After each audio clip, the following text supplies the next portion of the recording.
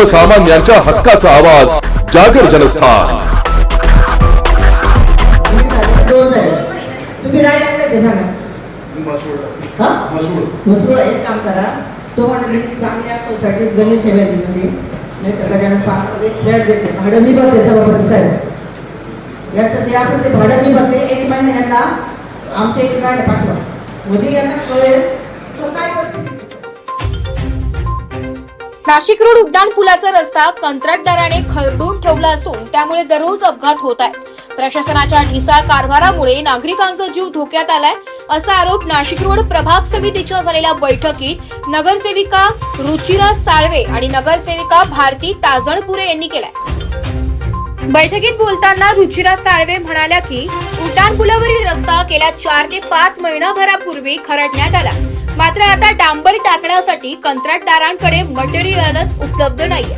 जर मटेरियल नव्हते तर आधी रस्ता का खरडला? प्रशासनाने याबाबत कंत्राटदाराला का जाब विचारला नाही? पावसामुळे खरडलेला रस्ता अधिकच खराब झालाय, त्यामुळे येथे रोज गंभीर स्वरूपाचे अपघात होत आहेत। गोरेवाडी येथील गेटचे काम सुरू असल्याने शाळकरी मुले आणि ज्येष्ठ नागरिकांना ये-जा करण्यासाठी याच उड्डाण पुलाचा वापर करावा लागतोय। टेंडर निघालेले नाही असे सांगून प्रशासन हात झटकत आहे, पण तोपर्यंत नागरिकांनी जीव धोक्यात घालून प्रवास करायचा का असा संतप्त सवाल त्यांनी केलाय। सभापती साहेब, आपला जो उड्डाण पूल आहे नाशिक रोडचा, तिथे आपण तुम्ही बघितला असेल तर तिथे कॉन्ट्रॅक्टर्सनी अक्षरशः तो उड्डाण पूलचा जो रस्ता आहे तो खरडून ठेवलेला आहे आणि हे काय महिन्यांपूर्वीचं हे काम झालेलं आहे आणि आता ते कारण असं देत आहे की तिथे आपल्याकडे डांबर किंवा दुसरं काय मटेरियल टाकण्यासाठी ते आता उपलब्ध नाही आहे। तर माझा सर्वात मोठा प्रश्न हा आहे की अगर त्यांच्याकडे पहिल्यापासूनच हे उपलब्ध नव्हतं तर त्यांनी हे खरडून का ठेवलेलं आहे कॉन्ट्रॅक्टरने, आणि प्रशासन याच्यावरती काय प्रश्न का उचलत नाहीये? कारण ते खरडून ठेवल्यामुळे तिथे अतिशय गंभीर अपघात होत आहे, डेली ऍक्सिडेंट होत आहे आणि माझ्या प्रभागातला गोरेवाडीचा जो परिसर आहे, आमच्या प्रभागातल्या जो गोरेवाडीचा जो परिसर आहे तिथे गेटचं काम असल्यामुळे तो रूट आता बंद झाला आहे। तर आमच्या प्रभागातला हर एक नागरिक आता उड्डाण पुलावरून ट्रॅव्हल करतो, तर तिथे स्टुडंट्स ट्रॅव्हल करतात, ओल्ड सिटीजन्स ट्रॅव्हल करतात आणि तिथे रोज अपघात होतो आणि पावसाळ्यामुळे तो अजूनही खराब झालेला आहे रस्ता। आता ते असे म्हणताय की तिथे आम्हाला काही मटेरियल नाही आहे उपलब्ध, काही टेंडर निघाले नाहीये, तर मग तुम्ही काय म्हणजे प्रशासन काय करतं याच्यामध्ये? ते कॉन्ट्रॅक्टर्स ब्लॅकलिस्ट होत आहे किंवा त्याच्यावरती काय कारवाई चालू आहे किंवा काही क्वेश्चन होत आहे? कारण अजून सुद्धा तो रस्ता नगरसेविका भारती ताजणपुरे यांनीही अधिकाऱ्यांना चांगल्याच धारेवर धरलाय। खड्ड्यांमुळे लोकांचे जीव जात आहेत, अधिकाऱ्यांनी येथे येऊन राहावं असा संतप्त सवाल त्यांनी केलाय। नगरसेविका भारती ताजणपुरे म्हणाल्या की संबंधित अधिकाऱ्यांनी आमच्या प्रभागात येऊन राहावं आणि स्वतः अनुभव घ्यावा, तेव्हा तुम्हाला कळेल की गोरेवाडी, सामनगाव, एकलहरे, सिन्नर फाटा प्रभागातील रहिवाशांची काय हालत आहे। घरवाडे मी माझ्या स्वखर्चाने देते, पण तुम्ही येऊन बघा अशी ऑफरच त्यांनी अधिकाऱ्यांना दिली, अन्यथा नागरिकांना सोबत घेऊन तीव्र आंदोलन छेडण्याचा इशारा त्यांनी दिलाय।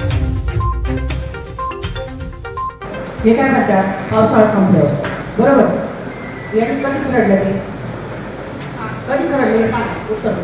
1.5 झाले का 2 झाले? तुम्ही राहिला ते सांगा मसूळ एक काम करा, तो म्हणजे चांगल्या सोसायटीत गणेश सेवेमध्ये नाही तर गजानन पार्कमध्ये फ्लॅट देते, भाडं मी भरते सभापती साहेब। याचं जे असेल ते भाडं मी भरते, 1 महिना यांना आमच्या इकडे राहायला पाठवा, म्हणजे यांना कळेल काय परिस्थिती तिथं। नाही त्यांना तर मी निवडणूक व्हायच्या आधी त्यांना सांगितलं होतं तुम्ही आमच्या इकडे, ते सांगून झालेले त्यांना माहिती आहे, तर तुम्ही आमच्या इथे या, राहायला या आणि आमच्या इथल्या लोकांना ती म्हणते ते बरोबर आहे ना। पूर्वी तर गोरेवाडीचे लोक ते गेट चालू होतं म्हणून त्या बाजूने जायचे, परंतु आता गोरेवाडीची मला वाटतं लोकसंख्या जवळजवळ 15 ते 20,000 लोकसंख्या असेल, 15,000 मतदार आहे, लोकसंख्या जास्त आहे आणि त्याच्यानंतर आपले लहान मुलं, विद्यार्थी, पेशंट असतात, त्यांना सगळ्यांना इकडे जायचंय आणि ते गेट कधी चालू होईल माहित नाही, अजून वर्ष लागतं का 2 वर्ष लागतं। आणि जर हे ना पावसाळ्यात नंतर काम करायचं होतं त्यांनी ठरवलं काय, मग तेव्हा काही नुसते खड्डे भरता आले आणि तुम्ही कशासाठी देतात? त्या पुलाचं त्याचं काम कधीपासून मंजूर आहे सांगा. चला, मंजूर झालेलं आहे डिसेंबरमध्ये मंजूर झालं. वर्क ऑर्डर कधी घेतली? 15 डिसेंबर. आता आज कोणता महिना आहे? किती महिने झाले? किती महिने झाले? मग 8 महिने तुम्ही काय झोपे काय राहिले का? कशाची वाट पाहताय? लोक म्हणायची आता तुम्ही म्हणताय की पावसाळा संपल्यानंतर तुम्ही डांबरीकरण करेल ना. हे थोडं पाऊस होतो. नाही नाही, अहो पण तुमच्याकडे दुसरं का? तुमच्याकडे जर डिसेंबर मध्ये ऑर्डर येते फुलाचं काम करायची, तर मग तुम्ही कशाची वेळ पाहता? कशाची वाट पाहत्या? लोकांचे रोज ऍक्सिडेंट लोक रोज पडतील आणि दरवर्षी तिथं एक दोन लोक मृत्युमुखी पडतील. याची वाट पाहता का? कशासाठी करतात तुम्ही? म्हणजे त्रास द्यायचंच काम करता तुम्ही जनतेला. तुम्ही उद्यापासून आमच्या इकडे राहायला या आणि तुम्ही वाटेल तेव्हा काम करा ना. त्यांचं उत्तर द्या ना. सभापती साहेब. नाही नाही, मटेरियल सभापती साहेब.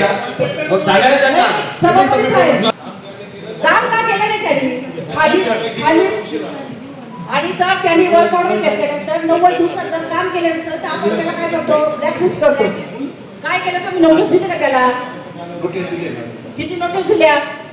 5-6 नोटीस दिली. 5-6 नोटीस काय गरज द्यायची? 3 नोटीस दिल्या तुम्ही त्याला ब्लॅकलिस्ट करू शकता.